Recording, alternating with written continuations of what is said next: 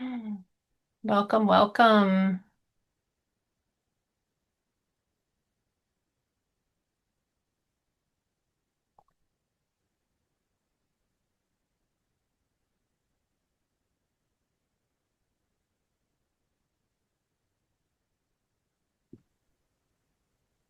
Hallie, this Hi, is Gary Karen. Carr. Before we get started, I'd like to tell you that Ann's not going to be joining tonight. Thank you.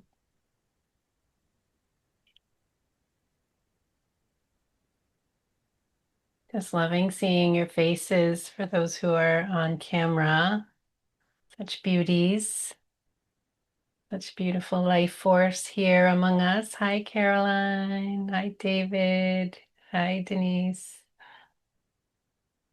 Hi, Sarah. Mountain.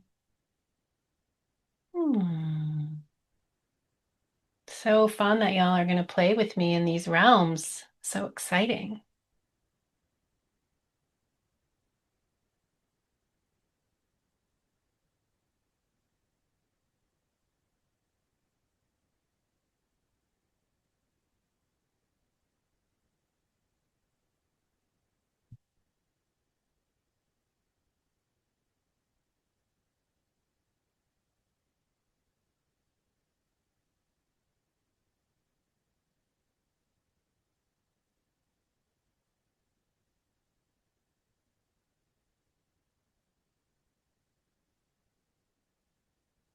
All right, welcome. Welcome, beauties. Welcome to the ecstasy of impermanence, a journey of delight in existence.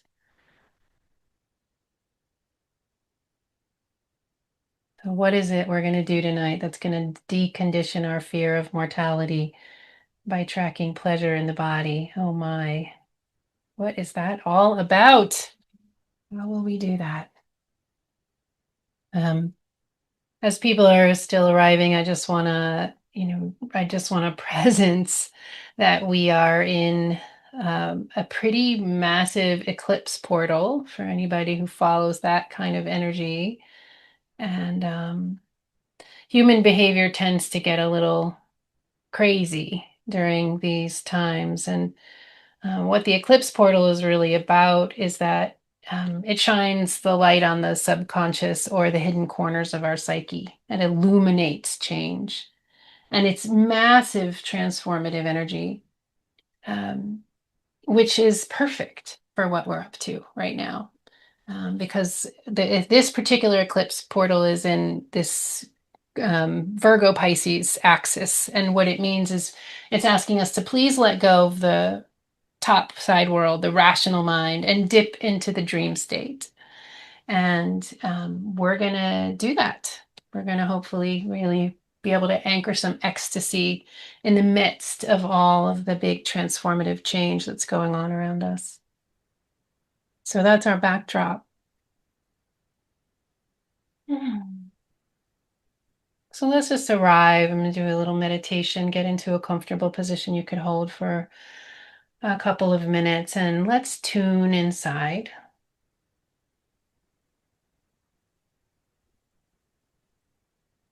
If it feels comfortable for you to close your eyes, then do so.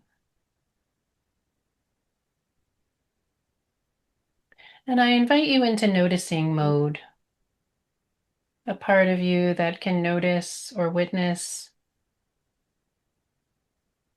whatever's going on in the mind is welcome to be here. Whatever's going on in the emotions and the sensations is welcome to be here.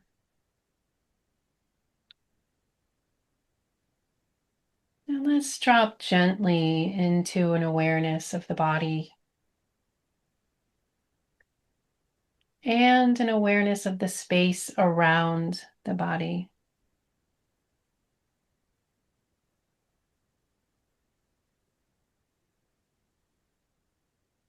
Into the body and into the space around the body.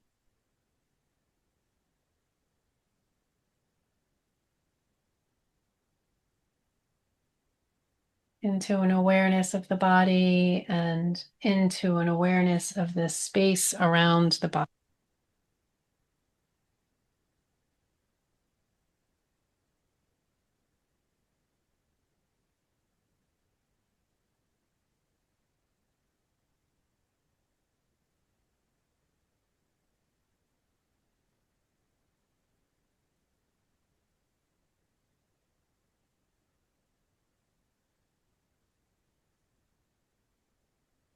Lee, I think you're muted.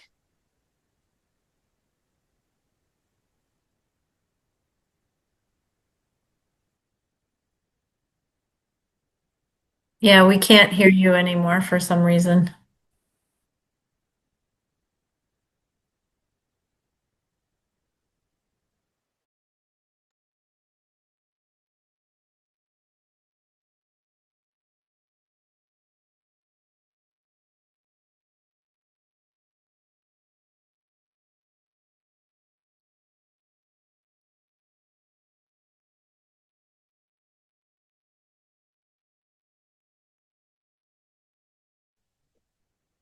Can you hear me?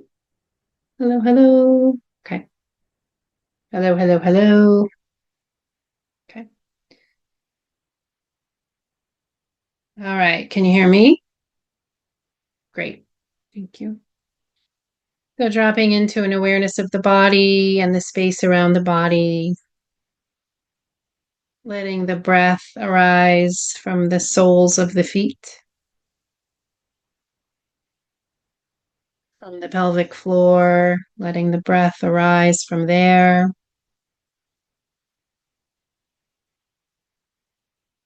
Letting the breath arise from the space around the heart.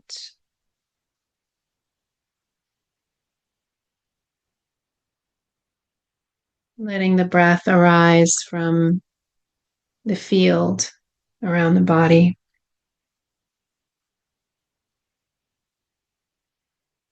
And if you can access a state of nothingness or emptiness or blank canvas with nowhere to go and nothing to be.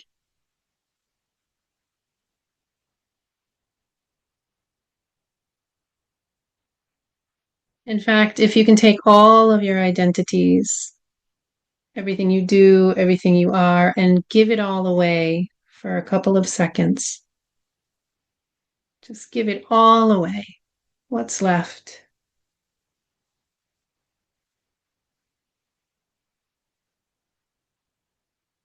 See if you can relax into that part, into what's left.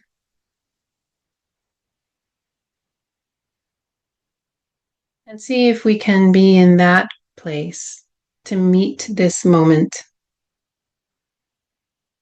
How can we meet this moment together?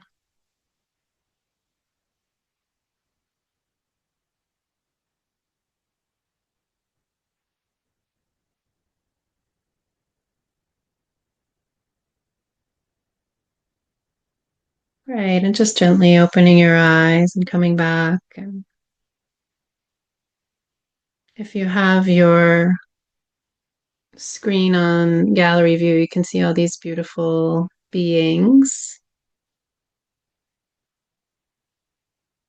which are making up our field, which is a really sacred web that we create by putting our attention and intention together. It's an extraordinary group of people creating this matrix of curiosity, investigation together. Hmm.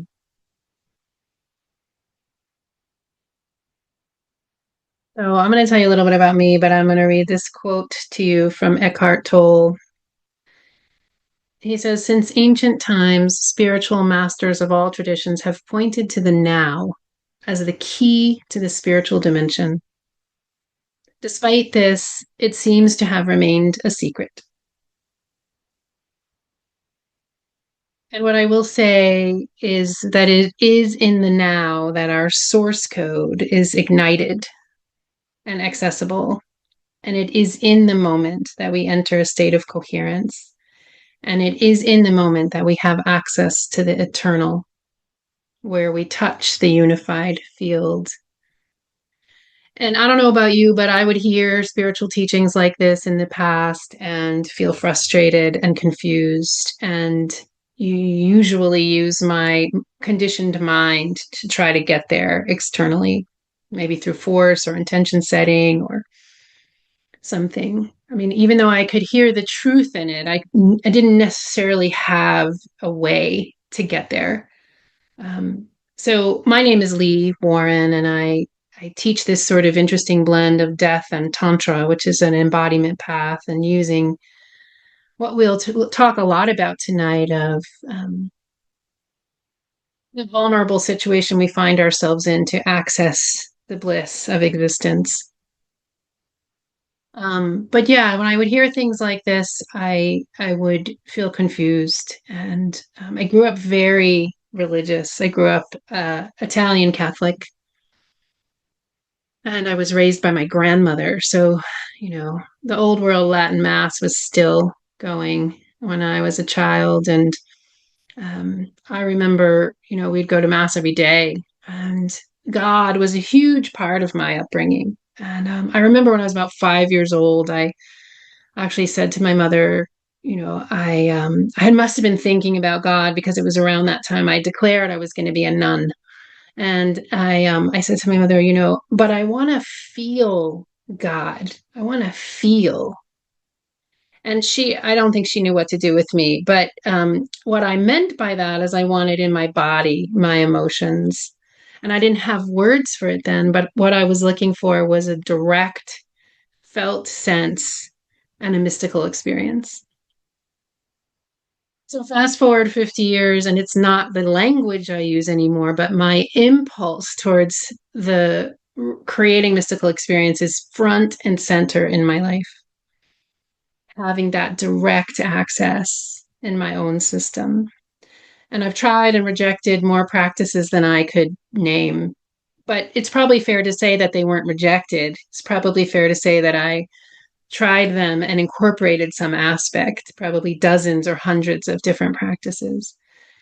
And we live at this profound time in history where esoteric teachings from around the world are available to us. These are teachings that have been hidden and guarded and saved for initiates with hardcore requirements. We can dabble now in Taoism and Buddhism and mystical Christianity and the ancient teachings of Sufism, indigenous wisdom. And the thing is that the seeds of all of these beautiful traditions are very much the same. And we're going to explore this together. And what's even more exciting is that they're trickling into secular life. So we see them in psychology and self help, in sacred sexuality, in relationship and attachment work. We see them in midwifery, in birth and death. And what I mean by secular is we don't have to be a monk or a priestess or a full time devotee on a path with a guru to be able to access. And honestly, the availability of these things doesn't make us any less lost as a culture. Because as I knew as a 5 year old, what we really need is a direct, personal, deeply unique experience of our own. We can't really take other people's word for it. This is how our system is designed.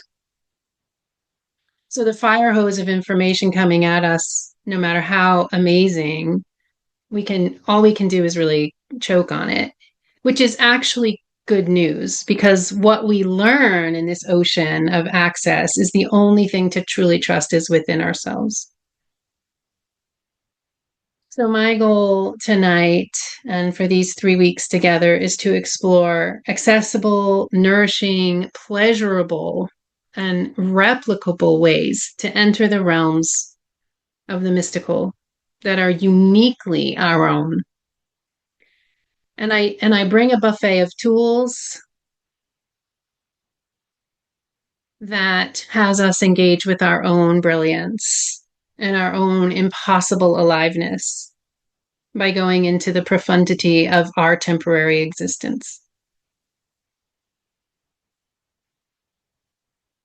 So we'll be working with two things, and probably the only two things that we all have in common. One is that for the moment, we are all currently inhabiting a body. For the moment, we all currently have a body. And the other thing we have in common is that one day we won't. One day we will die. And for lots of important reasons, these two things happen to be the most reliable doorways to the infinite. Why is that? Why is it designed that way? Because both of these things are pretty undeniable and they're innately vulnerable. And vulnerability is a prerequisite for ecstasy. Vulnerability is a prerequisite. It's like the magic carpet that lifts us. So I've been discovering that when I get more intimate with both these things, the closer I get to death. And I don't mean chronologically. What I mean is through my awareness, through my acceptance, through my surrender to the fact and the inevitability of my own death. The closer I get to that, the more alive I become. And the closer that we all get to embodiment, including the struggle, the suffering, the pain inherent in incarnation, the more liberated we become. I'm going to read you a Jeff Foster poem, which is cuts right to the heart of it. So buckle your seatbelt. It's a good one. Let's take a breath together. You all hearing me okay? Good and strong? Great. Okay. This poem is called You Will Lose Everything. You will lose everything. Your money, your power, your fame, your success, perhaps even your memories. Your looks will go. Loved ones will die. Your body will fall apart. Everything that seems permanent is impermanent and will be smashed. Experience will gradually or not so gradually strip away everything it can strip away. Waking up means facing this reality with open eyes and no longer turning away.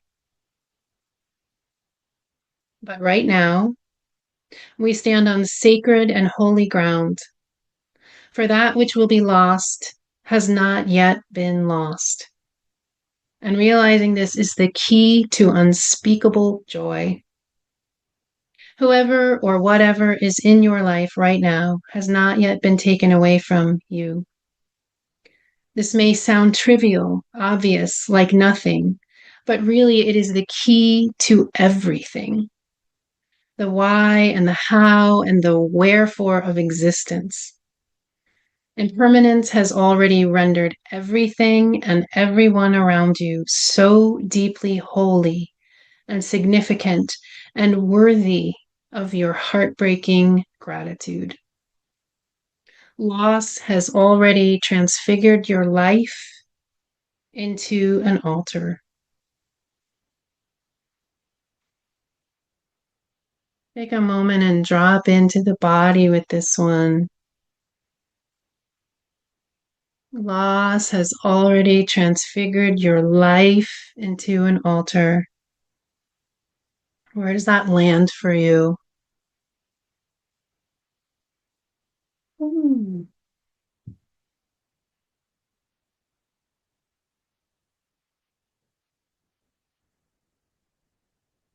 Impermanence has already rendered everything and everyone around you so deeply holy and significant and worthy of your heartbreaking gratitude.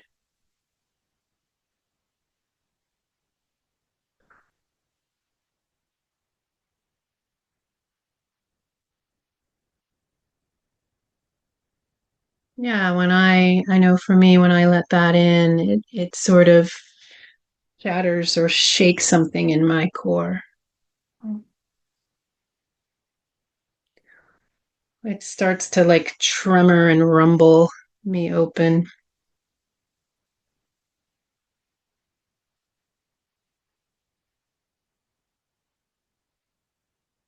So as we slow down and we're just doing a little intro here about, how do we use the vulnerability of our incarnation and the fact of our death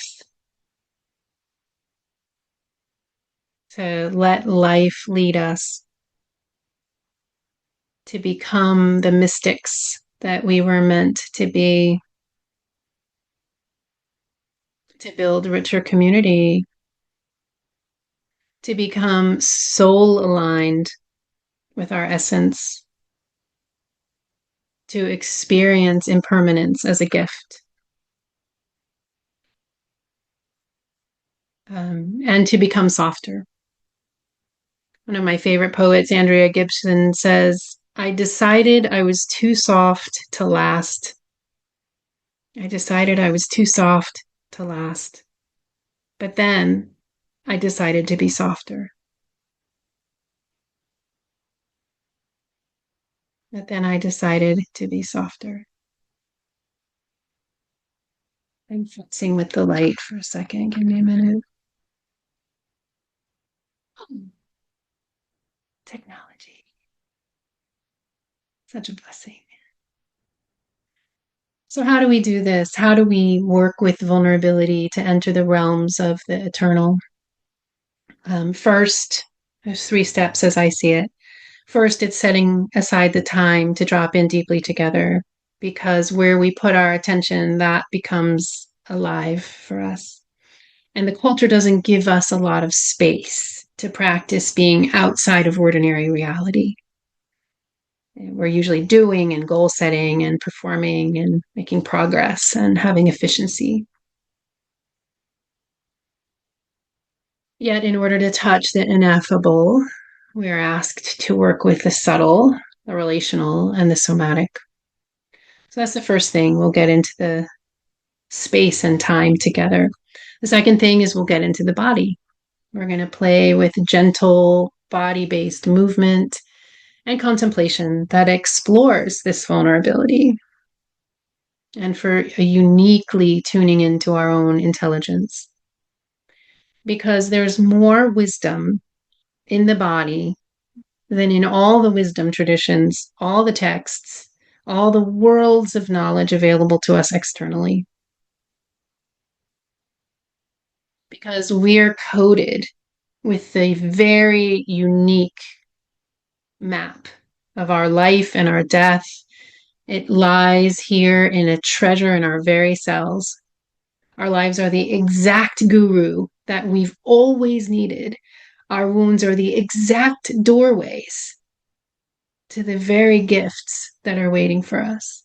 And the fact that we die is the exact recipe for unlocking delight. The fact that we die, not in spite of it, the fact that we die is the recipe for unlocking delight. These codes of enlightenment are coiled in our inner world. So are the answers to all of life's biggest questions.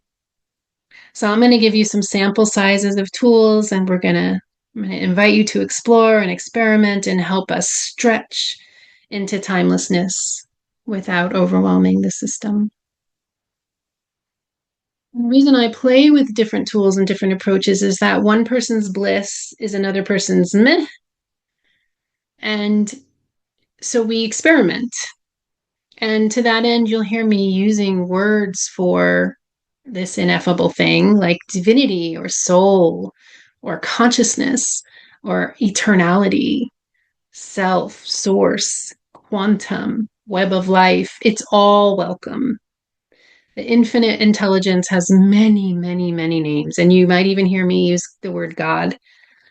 This is a reclamation process for me. But inner voice, intuition, guidance, whatever for you is that larger than you mystery. that awe, or that transcendence. All of those phrases are welcome. All those orientations. I love that we have all these traditions. So the first is that we're going to take the time. The second is that we're going to drop in the body. And then the third is we're going to have some space to integrate. We're going to take time to do some contemplation and potentially journaling or dance or art. And we're going to share some of these insights with each other, one-on-one and then in a group. And this is a really important part of helping us ground this wisdom that we gain and anchor these insights. So we are social creatures and we often need reflection for transformation to really take root in us. And for many of us, I will just give this caveat, for many of us, going into the body has been fraught. There's trauma in there, or there's feelings in there that we haven't had the guidance or the space, the capacity to be with. We haven't always experienced the body as a nourishing or safe or reverential or life-giving place. And we're going to address some of that directly next week when we talk about working with emotions.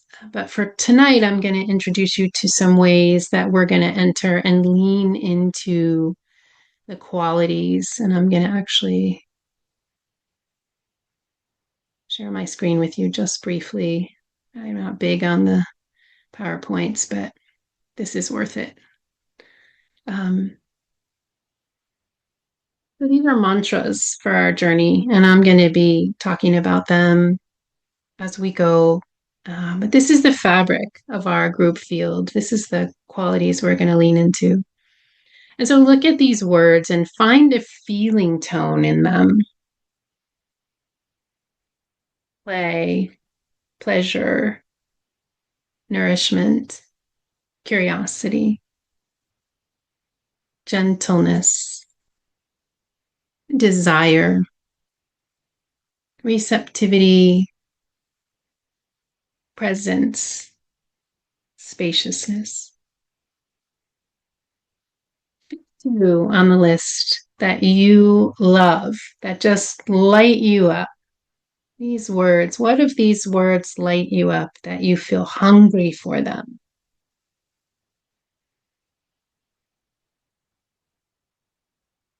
Write them down, just keep them close to your heart. These are going to be your companions.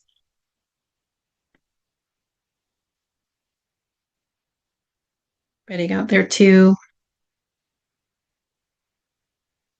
The ultimate goal with this journey is to help you befriend your body and to help you befriend death.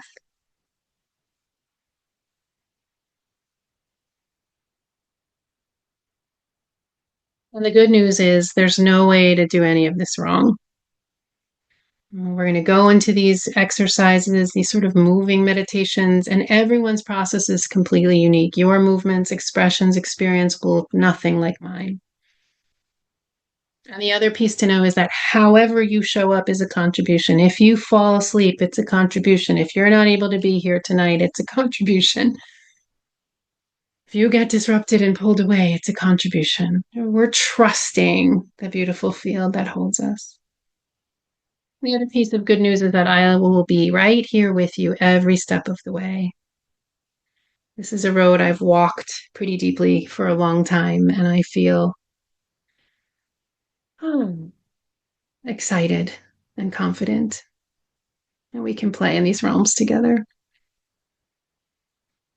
So just a little housekeeping before I ask some if there's questions, and also before we get started. There's not going to really be a break, or there's going to be a short one, but you'll have plenty of time in your own sort of vortex to be able to take care of yourself as you need. Water, bathroom, whatever it is that you need. To reiterate, be in a place where you can be uninterrupted and alone and undisturbed, where you feel safe and quiet, where you can sink into a timelessness. A yoga mat or a comfy place to play. If you lie in your bed, it's probably more likely to have you nod off, but you can give it a shot. And then a journal or some art supplies for creation. the recording will be available tomorrow, and there is a portal, and let me just show it to you real quick.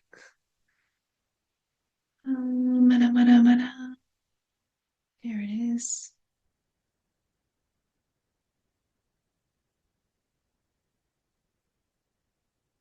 Are you seeing the web page?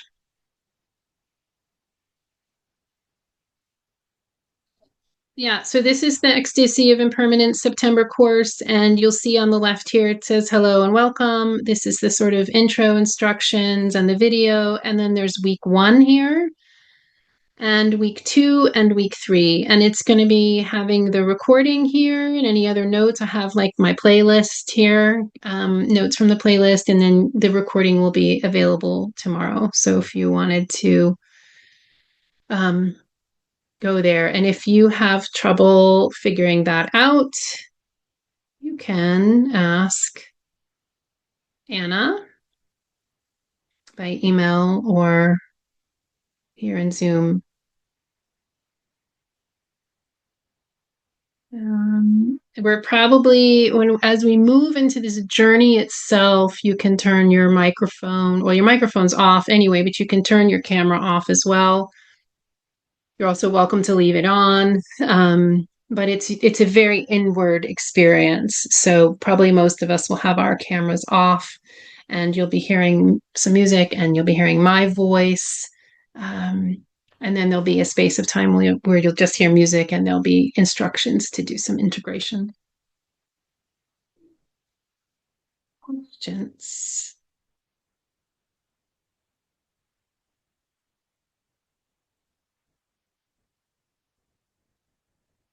Lee, would you put that list of qualities up again for a couple of minutes? The play, the curiosity. Yes, yes, thank you. Sure.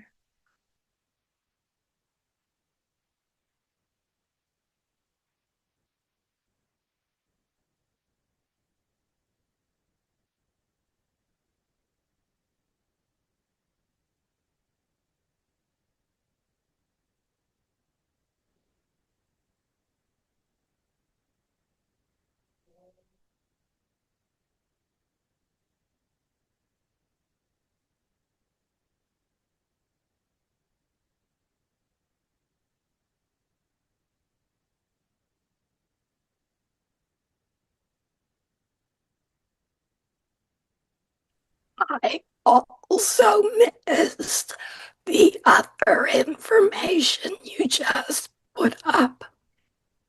Well, I was just showing you that there's a portal on the ThriveCart page that lets you have access to all of the recordings and the info from week to week. So we're not going to go through that in detail right now, but you can find that through the link that you can log into it directly on your own. And if that's confusing, you can check with Anna about it. And where is her information? Through an email that you got, and you also should have gotten an email when you registered for this course. You would have gotten an email to say, hey, here's your login information. Okay. All right. Thank you. You're welcome. With this list. Okay.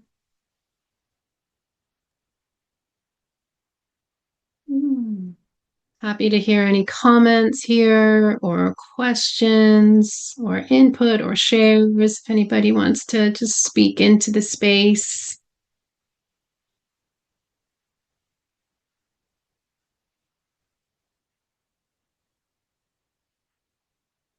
Anybody want to share? Well, this is Kimberly. Um, I resonated with spaciousness because when I'm having a good meditation, it's the spaciousness that really, I don't know, I enjoy. Beautiful. Thank you for sharing. Anyone else want to share their qualities that they're going to use to lean in this evening? I'll share, Lee. It seems like they were bookends, but pleasure and presence Pleasure resonated and with me. present. Yeah, and I just feel so lovingly touched by your words in this space. So thank you. Thank you, Scott.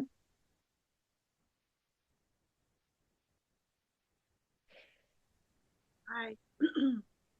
It's curiosity for me, but there were a couple that make me hesitate, so I'm actually curious about those. Well, you'll have a chance to play with them all. Ashley, did you want to say? So I'm also spaciousness and gentleness. So that's Yeah, I love gentleness too. That's my favorite. I'm mm. not always so gentle with myself. Probably many of us can relate to that. Larry.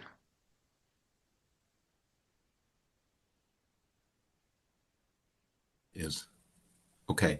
For me, curiosity and gentleness are kind of the blend that are driving me, at least today. Excellent. Great. Any other questions, comments, thoughts about any of that? I know that was a lot, but it's a good groundwork to lay.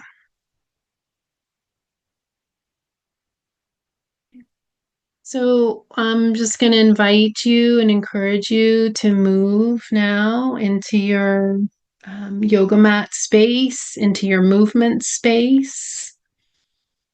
And you can put on your,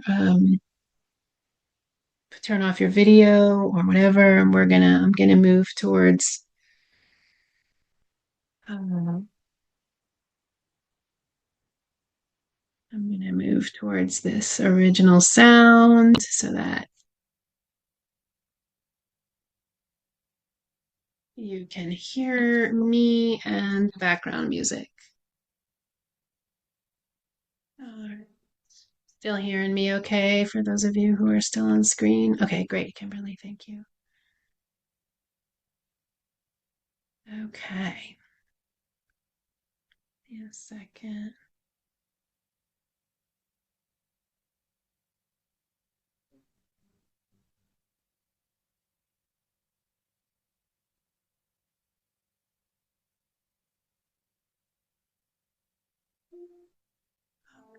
There we go. Great.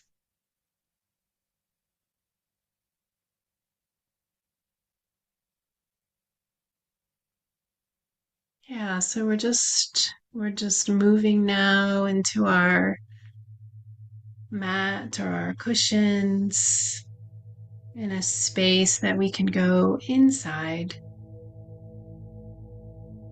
You can be lying on your back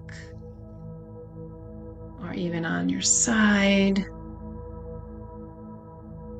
or on all fours. And begin to feel the surface beneath you, supported ultimately by the earth. And begin to move in any way that gets you present.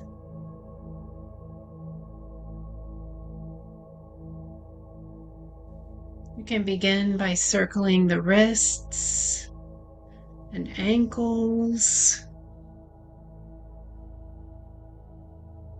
undulating the spine,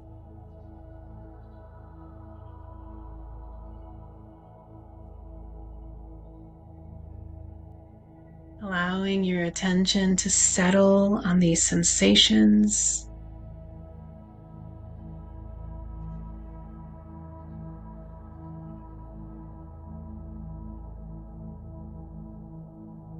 And move in any way that feels just yummy.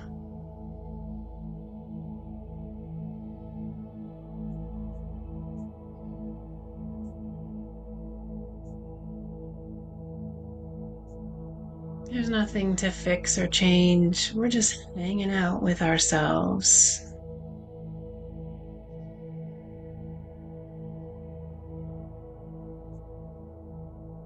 Letting the body guide us.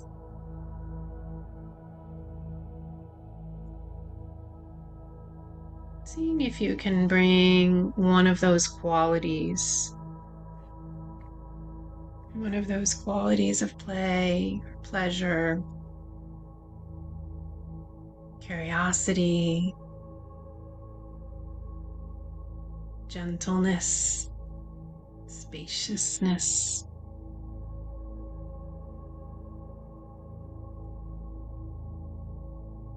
desire, receptivity, presence, nourishment.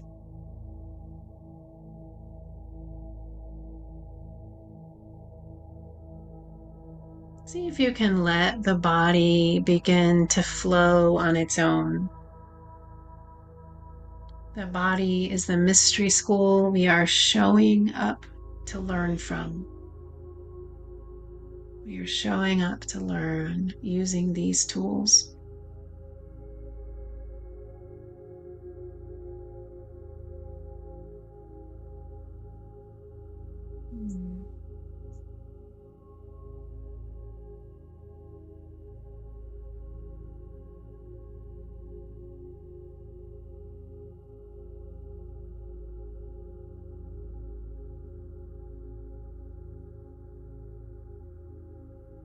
And in these warming up movements, could you slow it down?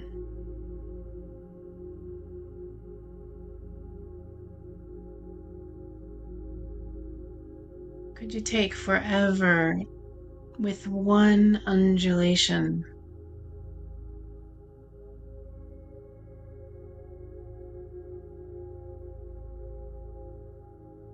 One circle of the wrist or stretch.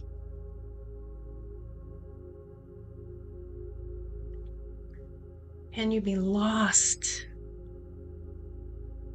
in the micro movement?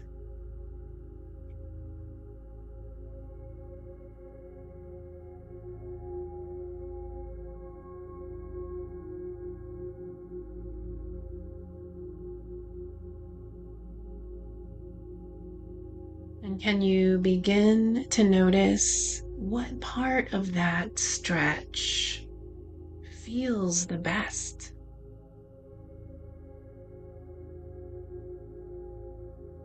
Is there a particular part of the arc that feels the most playful or the most spacious or the most gentle? Let it pull you in. Let it beckon you.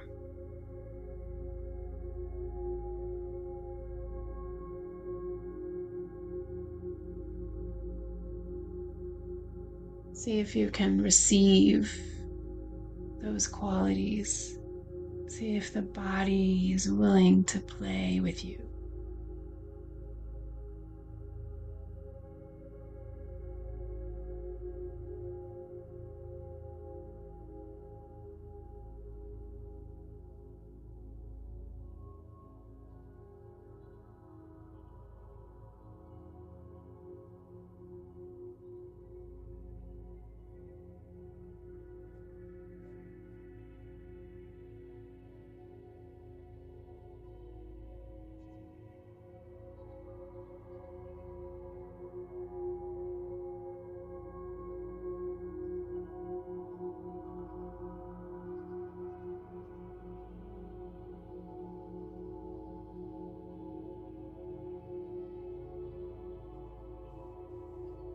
You might begin to notice that the body loves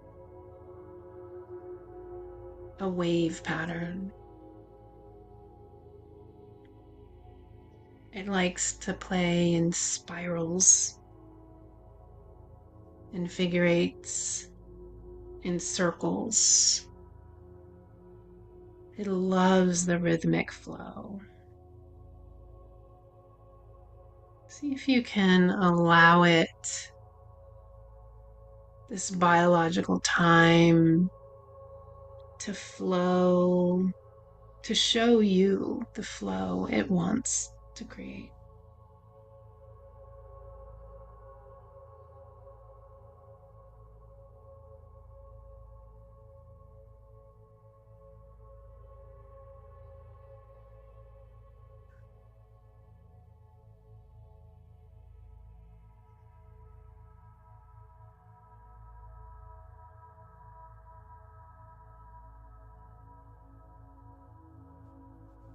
The circles in my body right now are happening in my solar plexus. My body really wants to circle round and round.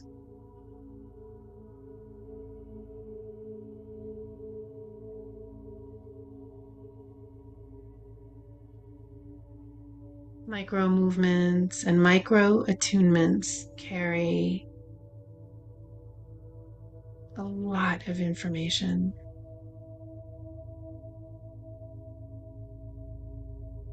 This is the tempo of the quantum, where the nervous system starts to soften. It is the domain of what's known as coherence, where we open the possibility of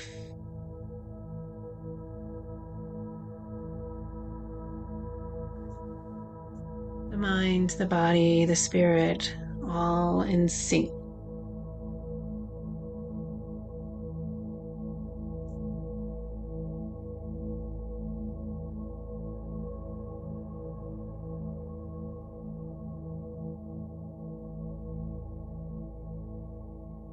Keep allowing yourself to move in ways that feel nourishing.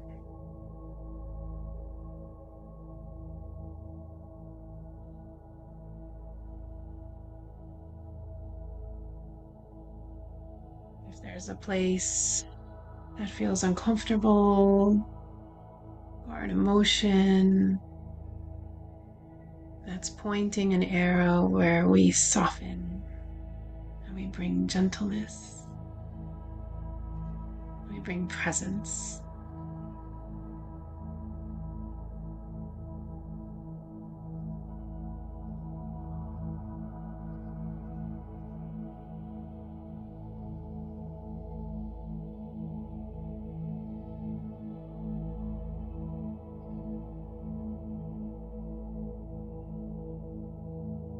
So as you settle deeper into the body, you're going to start to notice more subtlety. All the attention that you give externally is turning inward. The body delights in your attention. The body loves a witness.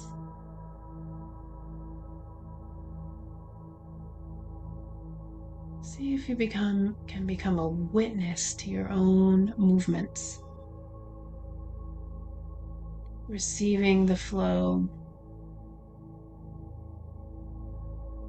Watching life move through you.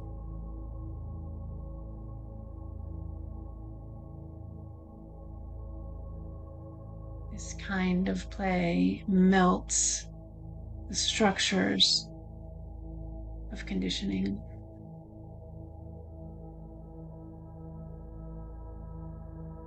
This kind of presence allows for receptivity.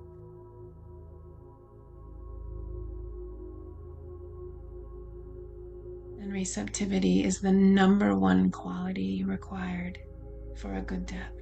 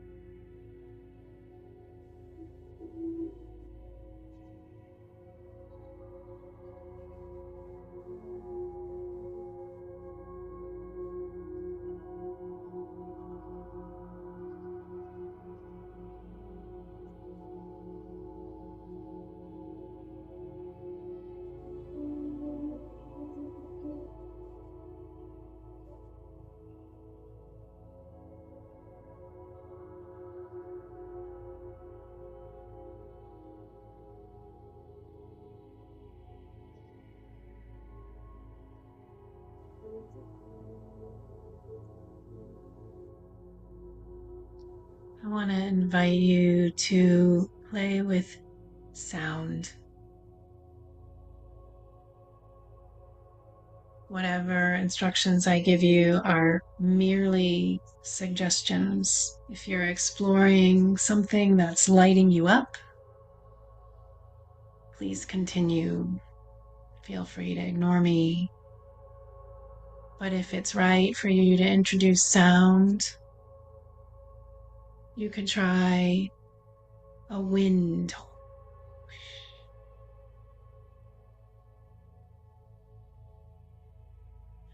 or a cave sound from the breath.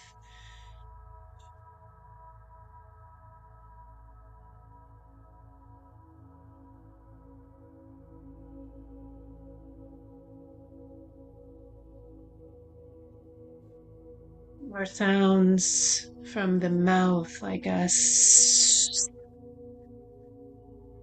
S sound, or a whistle.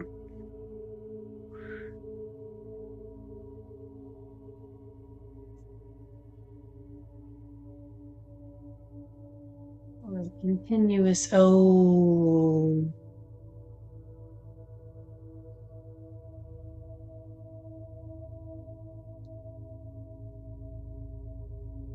Really noticing the body, how that shifts, changes things.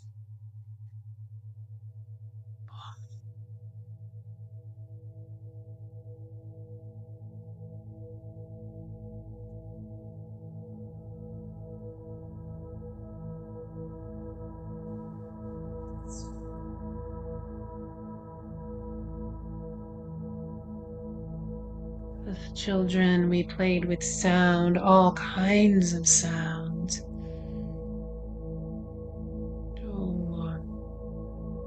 Sound is an ancient regulatory tool, deeply encoded.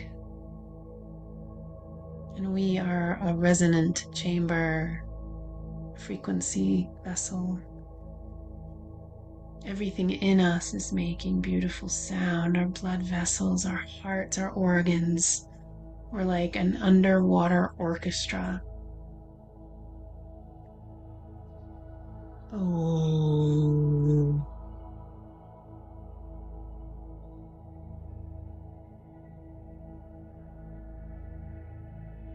No.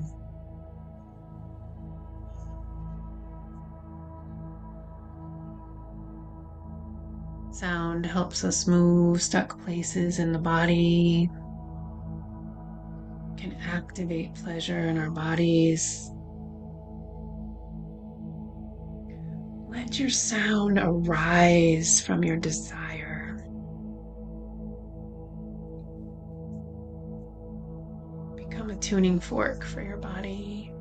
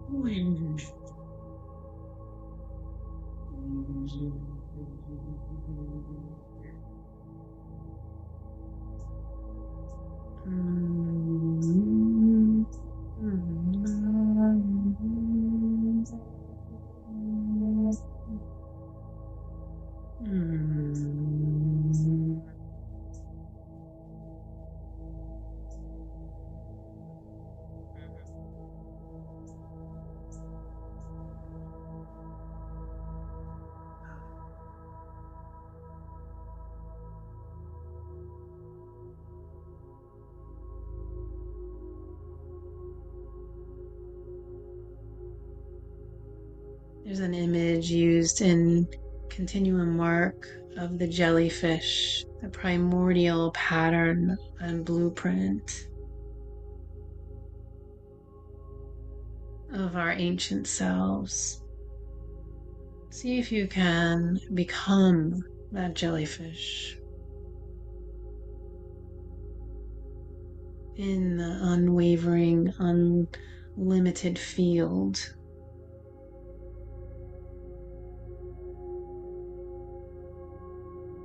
of coherence that's all around you. See if you can delight in sensation.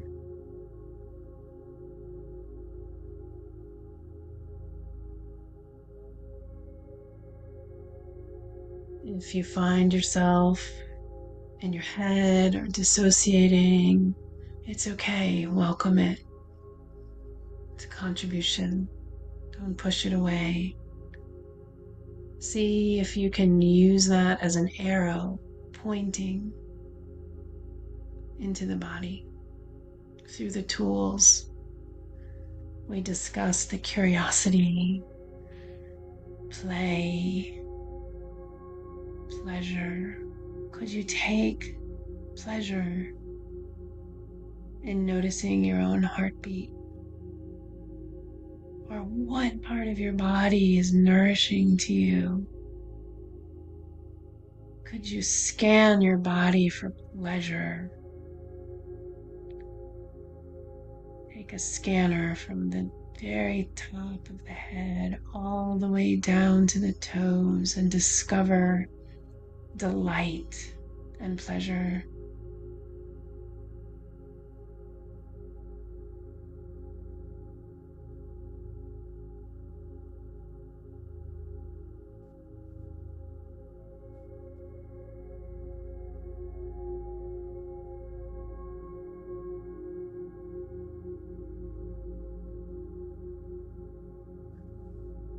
Delighting in sensation reshapes our reality. Sensuality is medicine.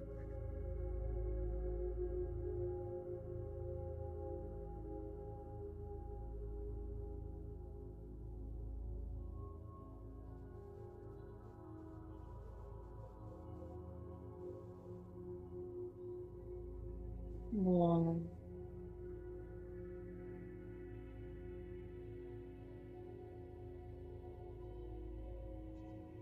Let your body move at whatever pace and style. Flow, let your body flow.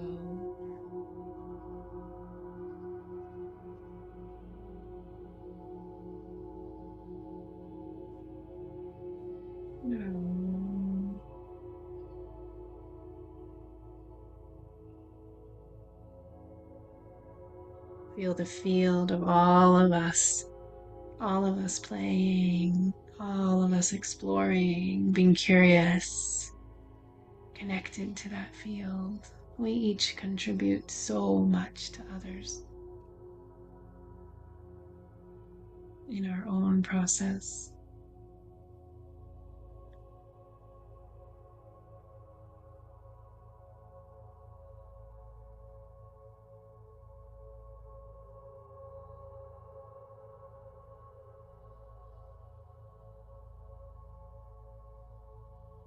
The great poet John O'Donohue says, "I would love to live like a river flows, carried by the surprise of its own unfolding." I would love to live like a river flows, carried by the surprise of its own unfolding. Can you be carried by the surprise of your own unfolding right in this moment?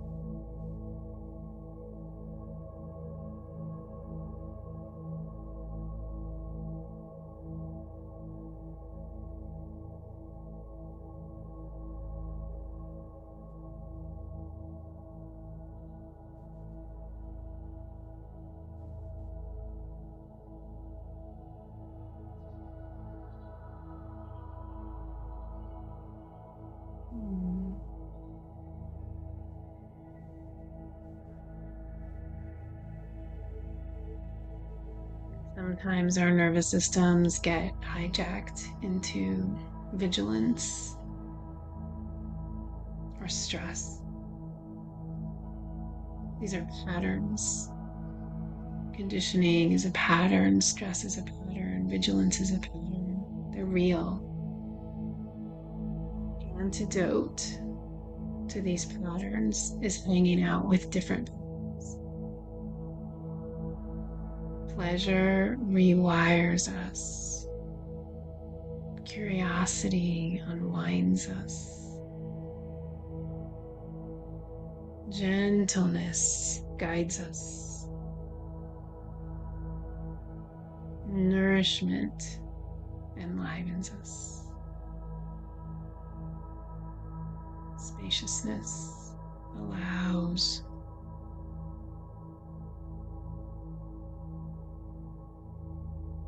When we enter these realms, this kind of coherence,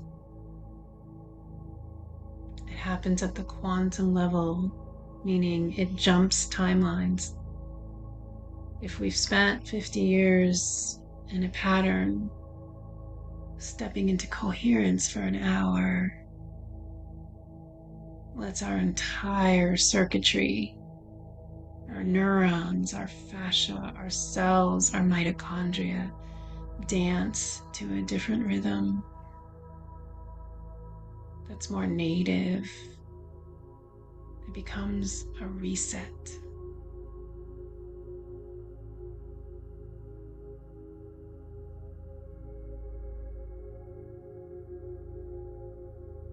Letting the body guide where it wants to go.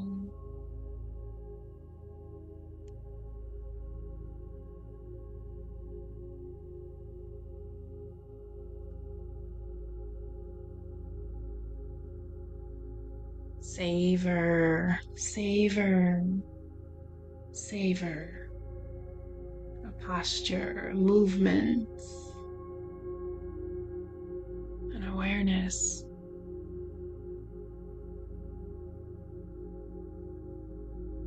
Placing your hand on some bare skin,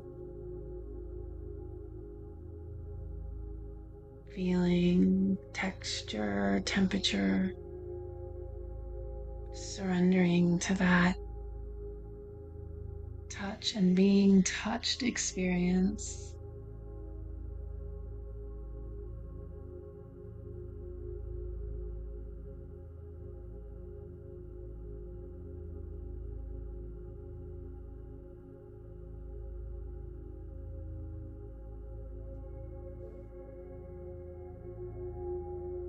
Ah.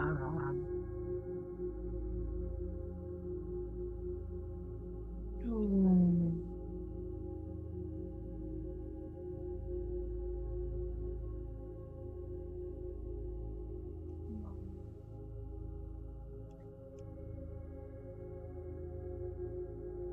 If you're tracking stillness or consciousness or presence, and that looks like less movement, explore the exquisiteness of that. Tune into the subtle, subtle movements as a contrast to your own stillness.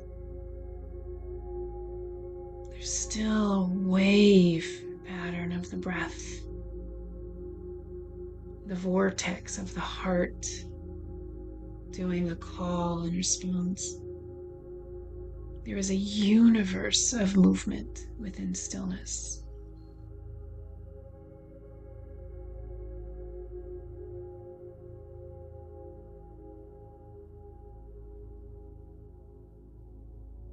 What we're doing here is called somatic listening and somatic attunement.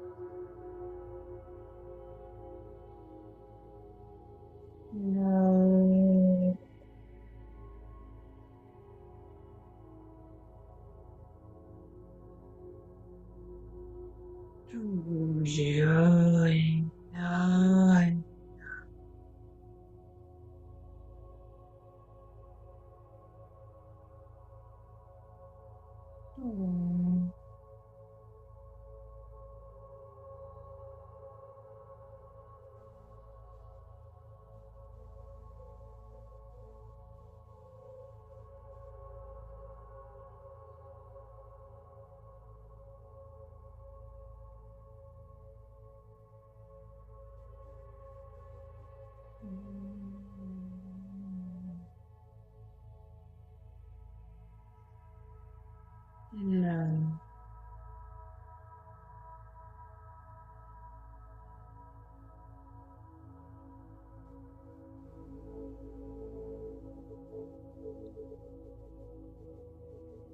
Let's play with scent. What is the scent of rain? Take that in.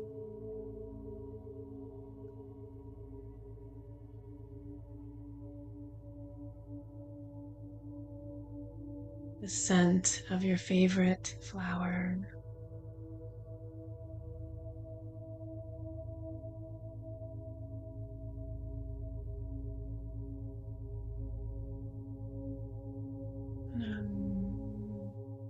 Yeah.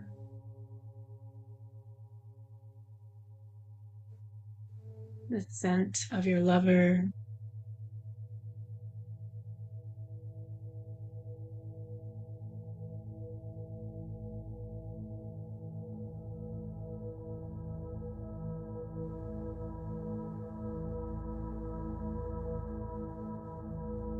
What is the scent of compassion?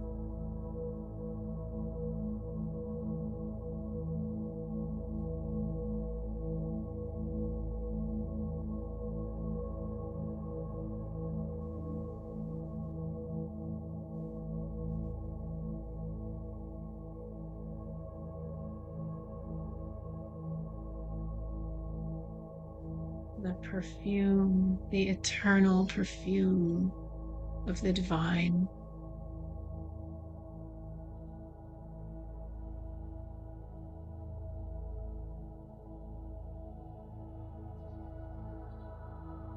The Gnostics and the Sufis, they talk about the intoxicating perfume of God. And from it, they're drunk on the beloved. And once you have smelled that perfume, your life is ruined. Because nothing will ever be as fragrant. And your whole being becomes longing.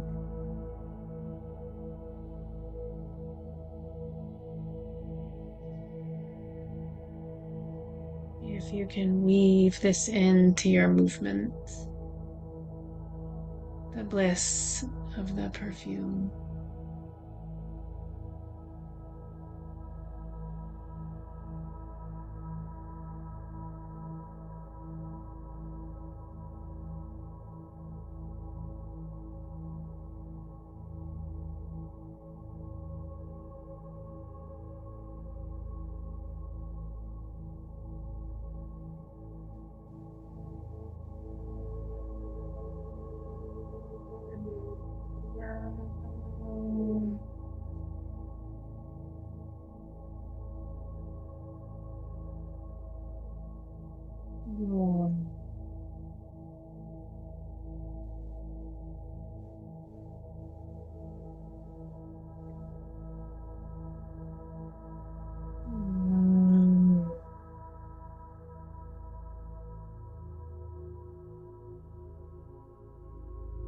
Allowing your breath to be however it wants to be in this exploration. Tuning into what's known as the cosmic breath or the biological breath. It's the breath underneath the breath.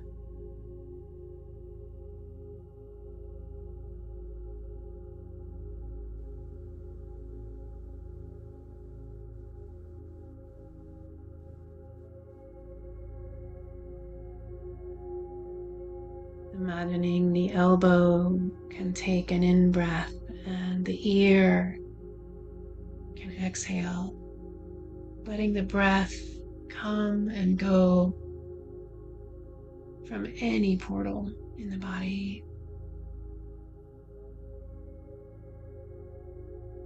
allowing that to enhance your movements,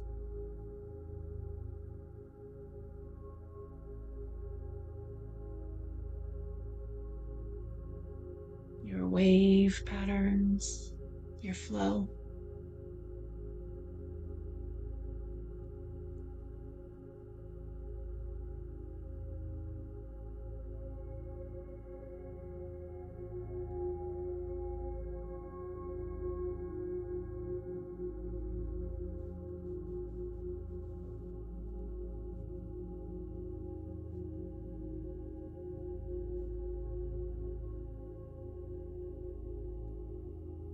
It's a deep, deep current, this tidal breath.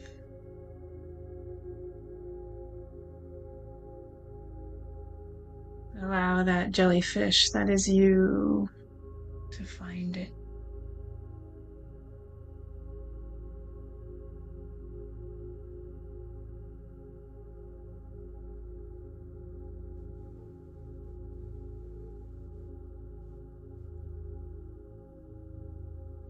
Oh.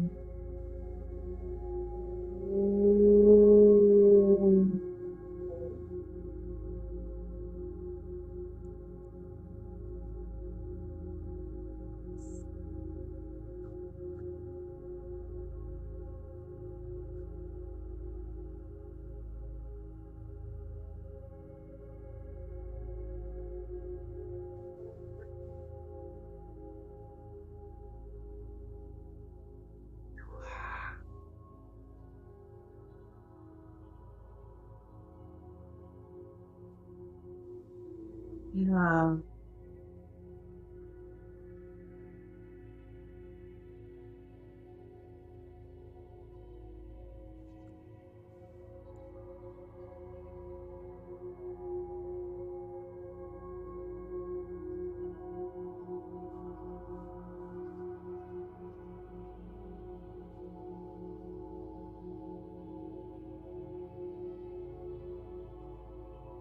When we incarnate, we are asked to love what death can touch.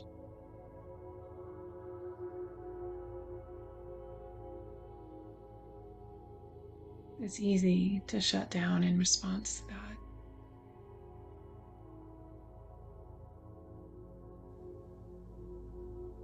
But we're using desire and pleasure as a doorway, a sacred technology of embodiment.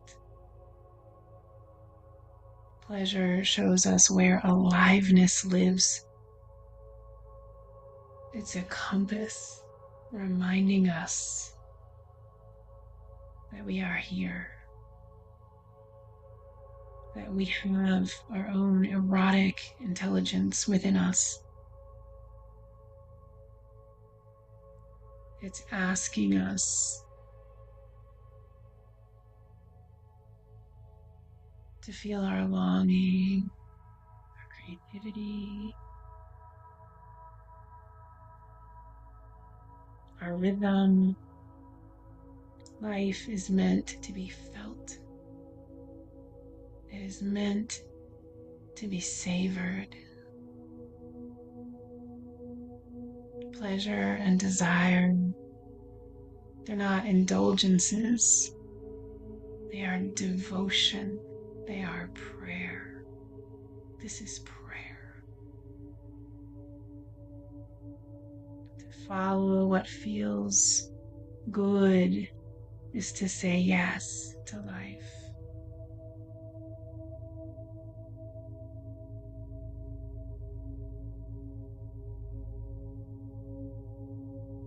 When we do this, desire becomes our North Star, our guiding light, and our compass. Simple, attuned desire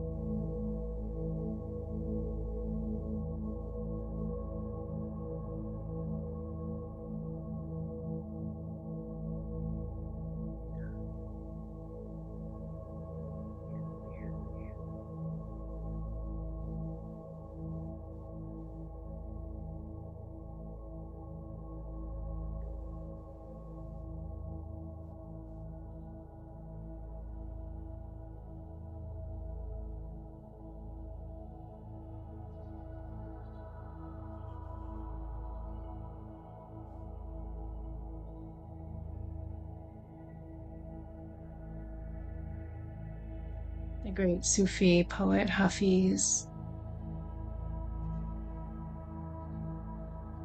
where he's referring to water in this poem. It is the soul.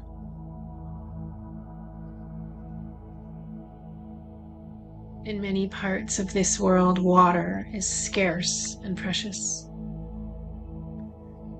People sometimes have to walk a great distance and carry heavy jugs upon their heads.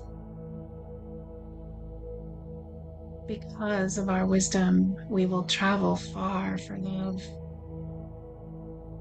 Because of our wisdom, we will travel far for love. All movement is a sign of thirst.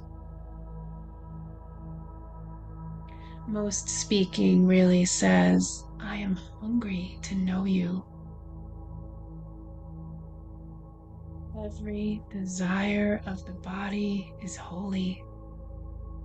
Every desire of the body is holy. Dear one, why wait until you are dying to discover that divine truth?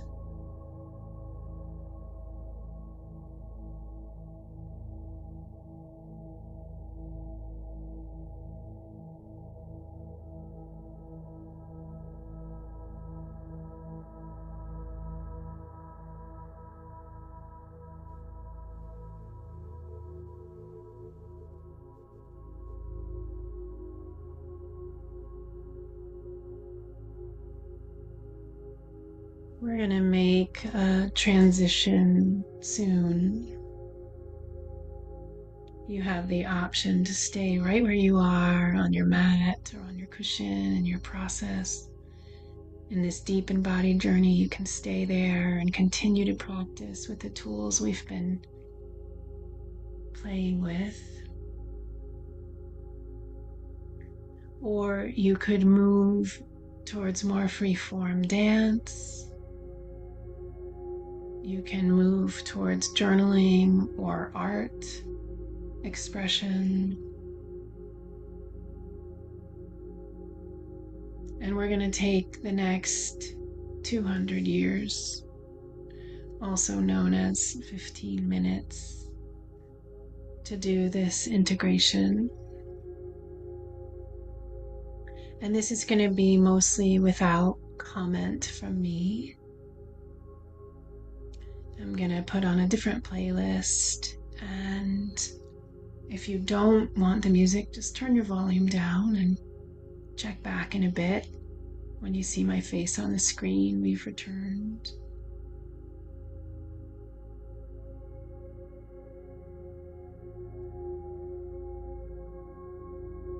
So stay where you are, or move into dance, or move into your journaling, art.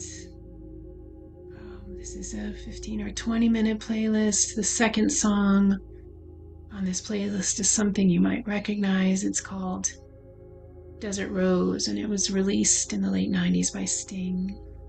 And it's very much Sufi.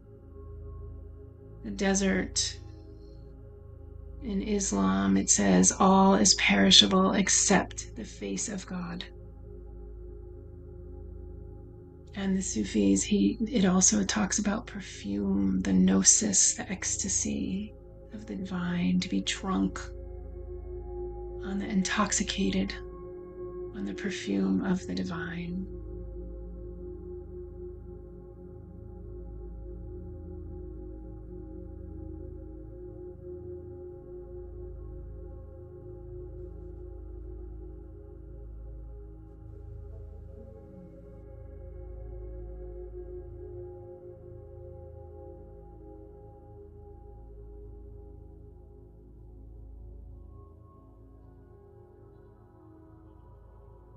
So integrate how you will, and we'll see you in a little bit.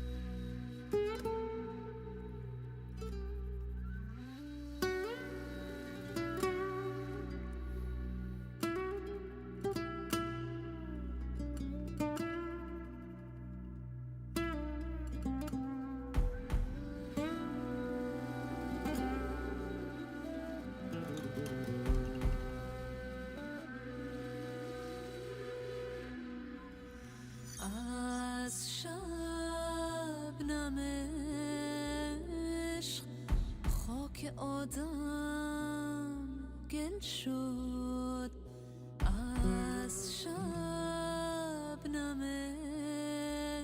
عشق خاک آدم گل شد صد فتنه و شور در جهان حاصل شد صد فتنه و شور در جهان حاصل شد از شبنم عشق خاک آدم گل شد گل شد گل شد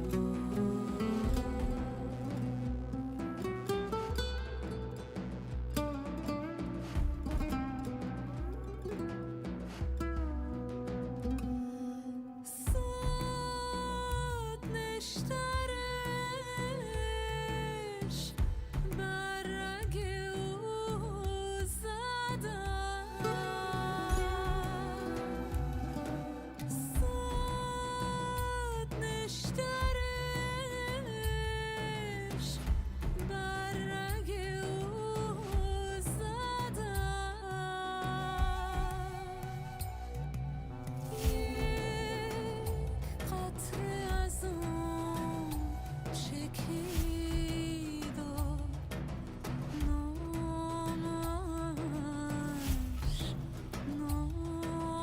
نامش دل شد دل شد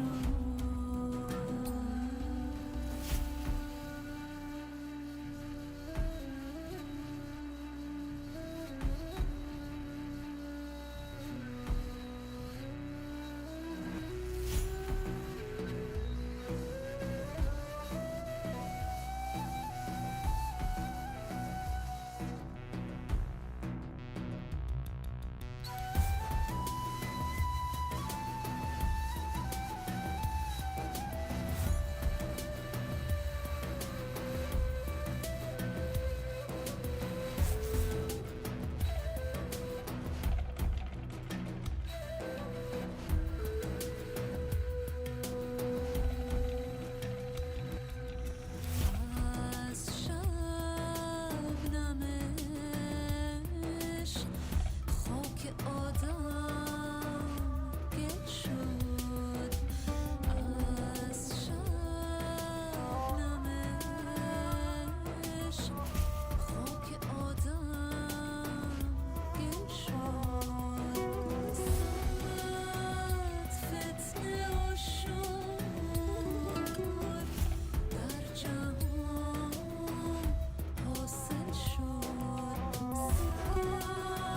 صد فتنه و شور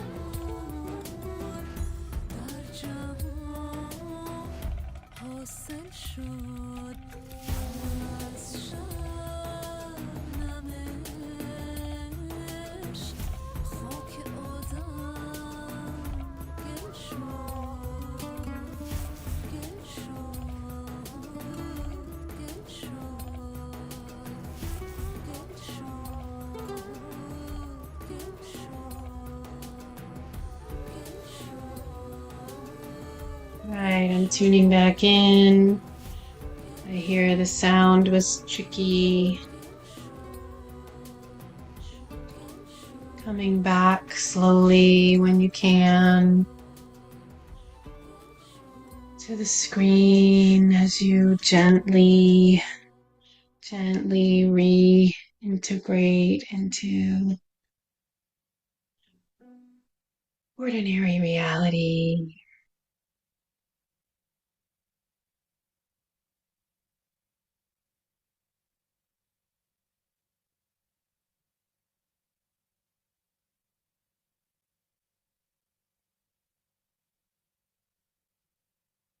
Taking time to transition, and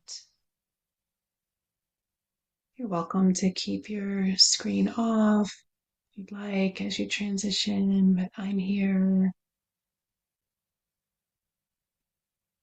Emerging from your journey, your inner journey, your art journey or movement, dance or journaling.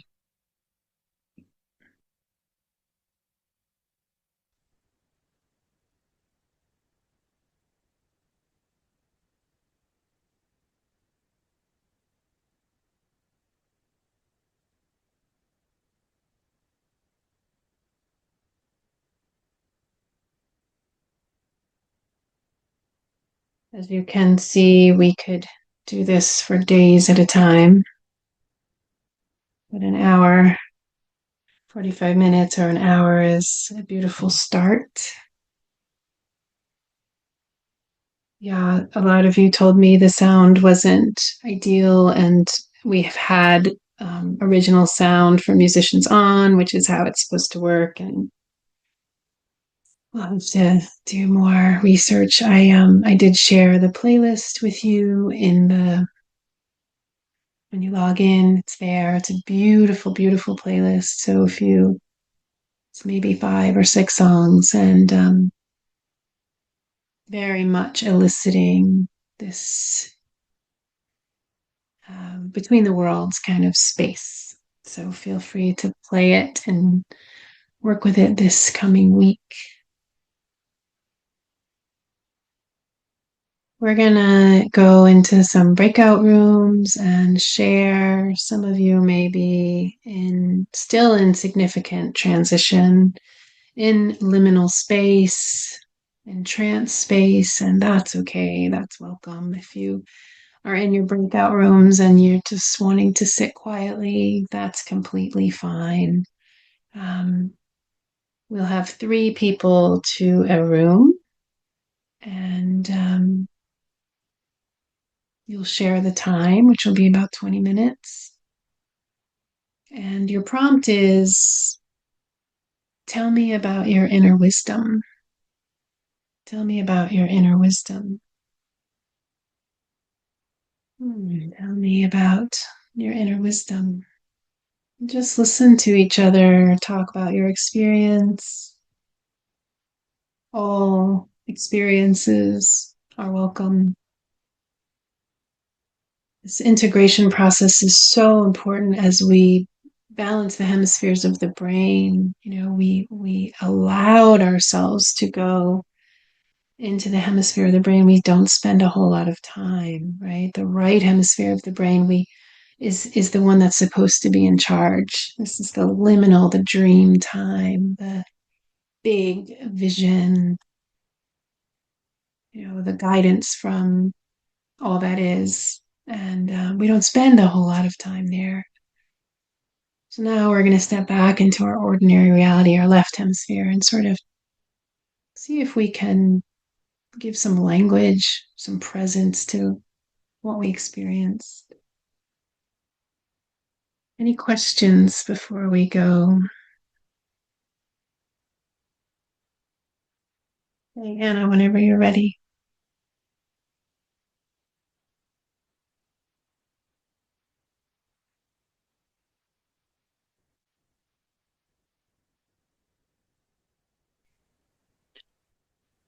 Tell me about your inner wisdom. Tell me about the wisdom of your essence.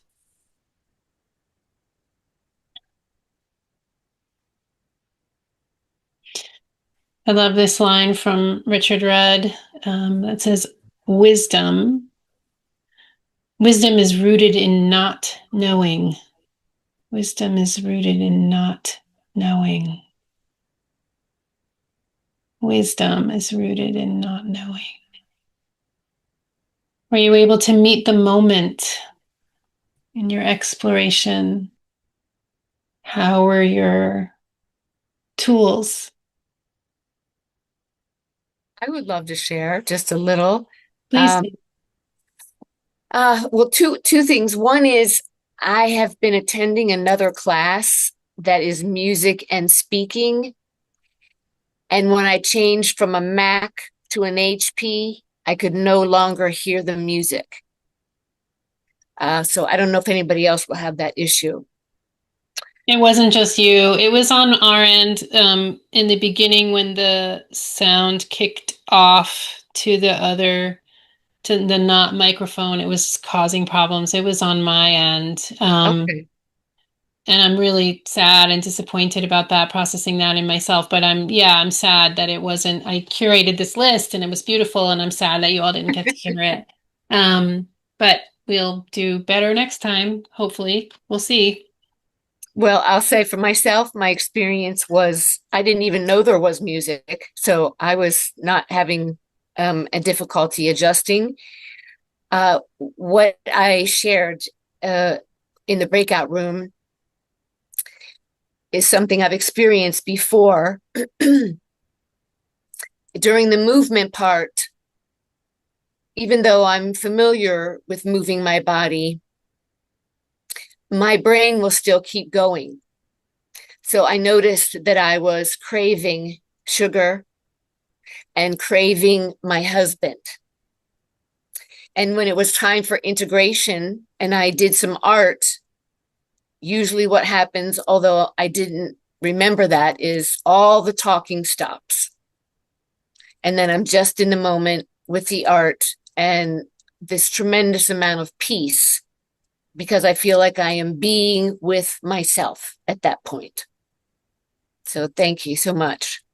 So the movement didn't drop you in as deeply as the art did, is what I'm hearing. Well, the movement I love because I love moving my body. So I have not yet done successfully, easily having the mind be quiet while I'm moving the body. Yeah, it's great. Yeah, and some of these tricks and tools, of like the slowing down, the micro movements, the sounding, these are in some ways tricks or tools to get the mind absorbed. How can we get the mind? That's the nature of the coherence piece. How can we get the mind so fascinated by what's happening that it's on board, you know? And that is often delight, right? The mind is very taken with pleasure. So thanks. Well, you keep playing, keep experimenting. Others. I'll say something. Hi, Lee. Hi. Well, this is the second time I'm doing this, and it was just as powerful. The drop-in was just so delicious, and I'm just so craving slowness and spaciousness and silence. And so I don't know if there was supposed to be music under your voice, but I was so glad there wasn't, because it was so yummy, that space. And there was I was able to sound, and I did grab my phone because I started singing, and I started singing from my body and really tapping in, because I'm just so overloaded in this world, and it's such a gift to be able to go into those micro spaces. And like you said, the spirals and the infinite spirals, I felt like I could have done that infinite tiny little tiny circles forever, and just go deeper and deeper and deeper. So it was wonderful and beautiful, and thank you. And Yeah. sharing the breakout rooms too, where it was awesome too. Yay, thank you. That eases my heart that you're like, music, I don't care about music. Oh no, That's great.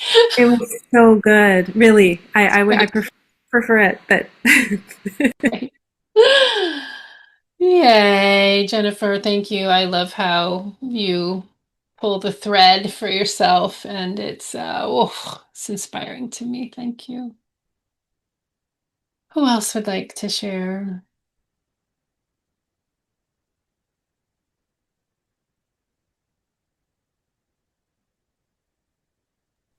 I can share something.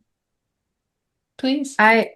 Okay, I've had a really lovely experience, and I loved the first portion where we were able to just move or lay down and just enjoy meditating over the words that we selected and feeling what was happening in our bodies. I thought that was just lovely. The and then in the second portion, I transitioned to journaling and took the opportunity to reread what I'd written from what you first wrote about, what you first spoke about, and began pondering the questions that brought me here tonight, and had a really nice experience asking and then answering my own questions, and it was really lovely because I'm training someone at work right now, and she always asks me, what to do, and I always ask her, what do you think? And I try to let her answer her own questions. So I felt like I was doing that to myself today. So that was really nice. And then to cap it all off, it felt like the answer to my questions was ultimately what you prescribed, that you need to set aside space, get into your body, and integrate and contemplate and all of that. But I'm struggling with the fact that I seem to come to these types of practices over and over, but often it's in response to something that's upsetting or difficult. And I have difficulty maintaining consistency, which would help me not, have such a hard fall when the difficult times come. So that's what I'm thinking about now. Yeah, thank you. Yeah, when the body can be a place of immense pleasure, and that takes some doing for a lot of us. And as we come into the body, even if we start to really get practiced with these tools of gentleness and curiosity, unwinding that conditioning is a process.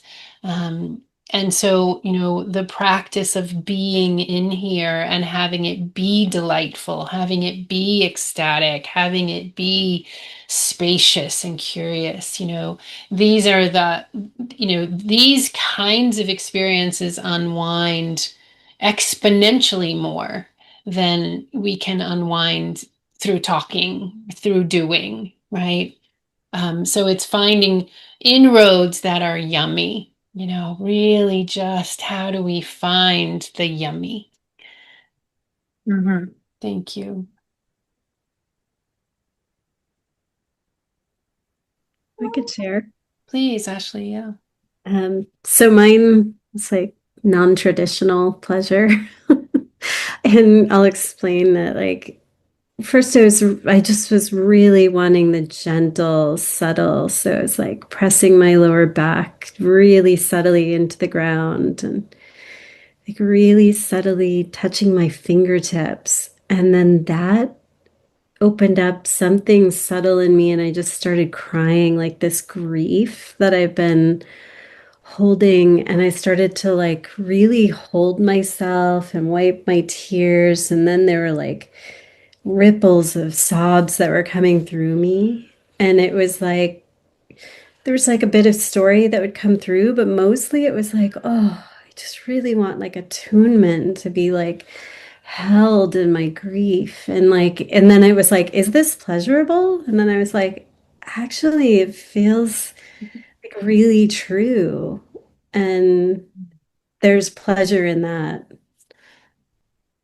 Yeah, I love the way you were holding your head. That was so tender. Oh, that was so beautiful. And yeah, can we receive the pleasure of that touch, that cherishing, that hands on skin, on heart? That's so beautiful. That for me goes back to this idea of like this aliveness is so temporary.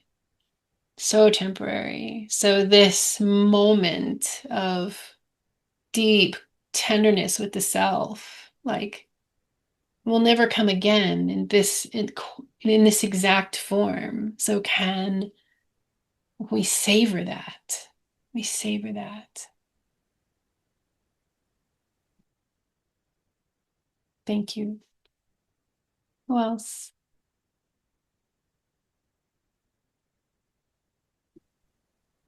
Pamela, hey. Hi. I'd just like to ask a question about the concept of pain. I mean, we've been talking about pleasure and but bodies are also capable. I mean, I was encountering some, positions or movements or whatever that I would characterize as painful. And I'm just wondering what you might have to suggest about that. Yeah, thank you so much. It's going to be what we move into the entirety of week 2, right? It's like, how do we anchor? How do we anchor in the field, in our own process of pleasure, in this sort of, I'm going to introduce you to this sort of eternal blueprint that is in us. And then how do we encounter these things that we have, we have labeled as challenging, right? When you get right down to it, everything is sensation, but we have these sensations that are overwhelming, sometimes unbearable. And they are like neon flashing lights and arrows pointing to the places that we actually need to soften, slow down, and bring our attunement, right? It's asking for our presence and attention in an even more exquisite way. So, can we anchor ourselves in these qualities, whatever qualities you chose, pleasure, play, curiosity, spaciousness, and then be able to be in these difficult places, whether that's, fear or anger or resistance or pain or any of these things that we have in us that are patterns, and how do we gentle ourselves there? The antidote for pain is presence. The antidote for fear is gentleness. The antidote for any of these things is our exquisite attention. So this week we're entering from this place of, wow, the body is a source of all of this delight. And yes, all of this pain. How can pain also be ecstatic? Right? This is our investigation. So we'll do more next week. Is that helpful, Pamela? Any other thoughts there? No, I'll tune in. Yeah. I have a friend, dear friend, who's also a medical intuitive and a spiritual teacher, and we both have these sort of chronic health conditions, and we talk all the time. And he recently said to me, when I go through a period of intense, like an intense, painful period, I come out the other side ecstatic. So why don't I just experience the whole process as ecstatic? I'm going to get to ecstatic anyway. So why don't I just experience it all as ecstatic? And I thought, oh, that's brilliant. That's brilliant to play with that. Welcoming it all. Welcoming it all. I believe that you had your hand up, Larry. Yes. You know, I've experienced recently a lot more pain than I'm accustomed to and than I like, and hadn't thought about that in in but with this conversation, it's like I came into this process being curious about how somatically I could learn and discover this tantric experience. And I was really frustrated with this process. And eventually, I mean, I was came out of it, being gentle with myself. But I think, just looking for something outside of instead of being able to experience what was going on within. And it took a while to get there. And once I did, it felt good, and it felt rich and yet I was still noticing myself feeling disappointed that it was like, oh, but this isn't ecstatic, you know. Um, so it's just it's a mystical curiosity that Yeah. I continue to have in this process. Yeah, I mean, I will say, I have a particular transmission, and it's not everybody's cup of tea. And my particular transmission is through sensation, through delight, through pleasure in the body. And um, sometimes, and we're going to experiment with this too, like some people actually feel more alive when they get in touch with the field, right? And they feel themselves actually outside the body. Something external, sort of anchored and external. We're going to actually play with that, and you can see if that opens a different door for you. Mhm. Um, yeah, it's a good question. So keep the question alive. I hear your Sure. frustration, and that's Well, not fun, and it's also great to yeah, and embrace my it. frustration is not a criticism I in know. the presentation. It's Yeah. just that, my experience mostly is with um, meditation, motionless, Yeah. and um, yoga nidra, laying down. And my body work is movement, large movement, qigong, sometimes micro movements, but yeah. So doing that in this different way was just challenging. Yeah, I mean, I might marry the yoga nidra with some of these ideas, really tracking stillness or, the exquisiteness of that practice that you do. I think I think it's worth to me the whole thing is an exploration and experiment. And so Mm. like what's possible. Thank you for Mm. sharing. I think one more share. Anybody like to share?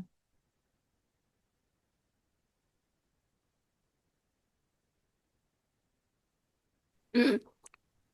Hi, Hi, Kimber. Kimberly.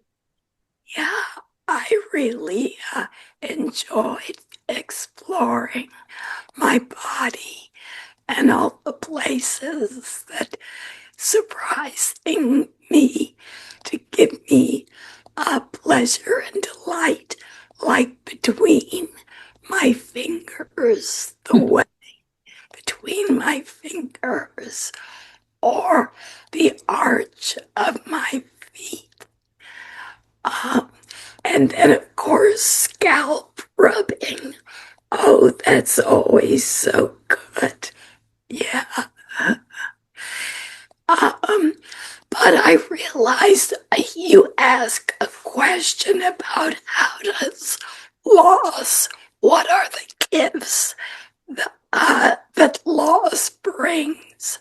And um, uh, through listening to you, I'm able to really pinpoint the loss of my voice.